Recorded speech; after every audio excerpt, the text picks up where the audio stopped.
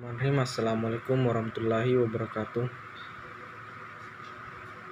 Perkenalkan, nama saya Jumardi Singkeru, NIM 20030150111, kelas PJKRC 03 2020. Saya akan memperkenalkan presentase PowerPoint saya dengan judul Metode Latihan dan Transfer Keterampilan. Pertama, membahas tentang outline. Di antaranya, hakikat metode latihan bagian, metode latihan keseluruhan, method practice, distributed practice, latihan mental, dan transfer keterampilan. Hakikat metode latihan. Latihan dapat didefinisikan sebagai suatu partisipasi yang sistematis dengan tujuan untuk meningkatkan kapasitas fungsional di dalam bidang olahraga. Tujuan terakhir latihan adalah untuk mempertinggi penampilan olahraga. Dengan demikian dapat dinyatakan bahwa metode latihan adalah suatu cara yang sistematis dan terencana yang berfungsi sebagai alat untuk meningkatkan fungsi psikologis, dan keterampilan gerak agar memiliki keterampilan yang lebih baik pada suatu penampilan khusus. Metode latihan bagian adalah salah satu cara pengorganisasian bahan pelajaran dengan teknik titik beratkan pada penyajian elemen-elemen dari bahan pelajaran. Menurut Singer 1980, metode bagian adalah suatu cara latihan yang bertitik tolak dari pandangan bahwa suatu latihan dapat diberikan menurut bahan-bahannya. Tahap-tahap latihan seharusnya dipermudah dan dibagi-bagi. Dengan demikian, metode latihan bagian merupakan cara dalam mengajar di mana untuk menguasai suatu rangkaian gerakan. Kepada atlet diajarkan bagian demi bagian dari unsur-unsur rangkaian gerakan untuk dipraktikkan bagian demi bagian pula. Selanjutnya, metode latihan keseluruhan adalah metode yang menitik beratkan kepada keutuhan dan bahan pelajaran yang ingin disampaikan. Metode keseluruhan mengenalkan teori Gestalt. Menurut Cowan 1978, belajar yang mengacu pada teori Gestalt adalah belajar dengan melihat pola dan organisasi bagian-bagian ke dalam suatu keseluruhan yang berbeda di dalam suatu situasi permasalahan. Selain itu, dalam metode keseluruhan subjek mendapat insight, yaitu satu, pemahaman yang diperoleh secara mendadak dari hubungan antara bagian-bagian tugas dalam gerakan dengan tujuan yang ingin dicapai dengan situasi keseluruhan. 2. Subjek dapat mengamati dan menempatkan setiap unit gerakan dalam kaitannya dengan keseluruhan yang dipelajari. 3. Subjek dengan aktif terlibat dalam pemecahan masalah yang dihadapi.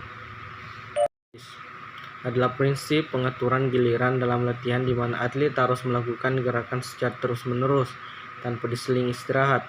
Dengan model ini, setiap atlet diberi instruksi mempraktikkan secara terus-menerus selama waktu latihan. Setelah atlet betul-betul lelah, maka latihan baru diakhiri atau latihan tetap dilanjutkan walaupun sudah selesai sampai waktu latihan yang diprogramkan habis. Adalah prinsip pengaturan giliran dalam latihan di mana diadakan pengaturan waktu untuk latihan dengan waktu untuk istirahat secara berselang-seling. Di sini dipertimbangkan waktu untuk istirahat sama pentingnya dengan waktu untuk latihan. Penggunaan waktu istirahat secara memadai bukan merupakan pemborosan waktu, tetapi merupakan bagian penting di dalam proses pembelajaran gerak untuk memperoleh pemulihan yang cukup. Adalah prinsip pengaturan giliran dalam latihan di mana atlet harus melakukan gerakan secara terus-menerus tanpa diseling istirahat. Dengan model ini, setiap atlet diberi instruksi mempraktikkan secara terus-menerus selama waktu latihan. Setelah atlet betul-betul lelah, maka latihan baru diakhiri atau latihan tetap dilanjutkan walaupun sudah selesai sampai waktu latihan yang diprogramkan habis. Latihan mental. Drowatsky 1981 mendefinisikan latihan mental adalah suatu metode mengajar yang tidak memerlukan suatu respon yang tampak pada bagian dari atlet. Pada saat seseorang melakukan latihan mental, maka ia tidak menggerakkan otot-otot tubuhnya sehingga tidak dapat diamati secara aktual oleh orang lain. Atlet tersebut membayangkan mengenal gerakan yang akan ditampilkan. Latihan mental dapat dilakukan kapan saja setiap kali ia memiliki waktu yang terluang. Dengan demikian, latihan mental dapat dilakukan pada saat ia berada dalam perjalanan ke tempat perlombaan. Bahkan dapat pula dilakukan pada saat ia sedang berbaring di tempat tidur. Keterampilan. Sebagaimana dijelaskan oleh Dworsky 1981, transfer of learning akan terjadi apabila hal-hal yang telah dipelajari dengan hal-hal yang akan dipelajari terdapat unsur-unsur yang sepadan. Nilai transfer yang demikian bisa disebut nilai transfer positif.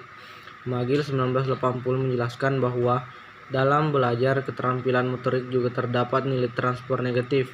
Artinya kemampuan yang telah dimiliki merupakan hambatan untuk mempelajari keterampilan yang baru. Sebagai contoh, kemampuan bermain tenis lapangan terjadi transfer negatif apabila digunakan untuk belajar bermain tenis meja. Kesimpulan, metode latihan adalah suatu cara yang sistematis dan terencana yang berfungsi sebagai alat untuk meningkatkan fungsi psikologis dan keterampilan gerak agar memiliki keterampilan yang lebih baik pada suatu penampilan khusus.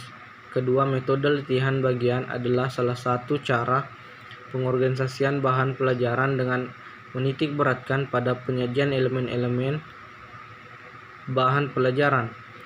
Ketiga, metode latihan keseluruhan adalah metode yang menitik beratkan kepada keutuhan dari bahan pelajaran yang disampaikan. Keempat, method practice adalah prinsip pengaturan giliran dalam latihan di mana atlet harus melakukan gerakan secara terus-menerus tanpa disela-sela istirahat. 5. Distribute practice adalah prinsip pengaturan giliran dalam latihan di mana diadakan pengaturan waktu untuk latihan dengan waktu istirahat secara berselang-seling. Keenam, latihan mental atau mental practice merupakan suatu metode latihan di mana penampilan pada suatu tugas tertentu diimajinasikan, divisualisasikan tanpa melakukan latihan teknik secara nyata.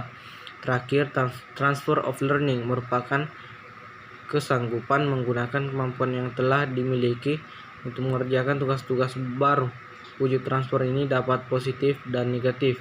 Sekian, kurang lebihnya mohon dimaafkan. Assalamualaikum warahmatullahi wabarakatuh.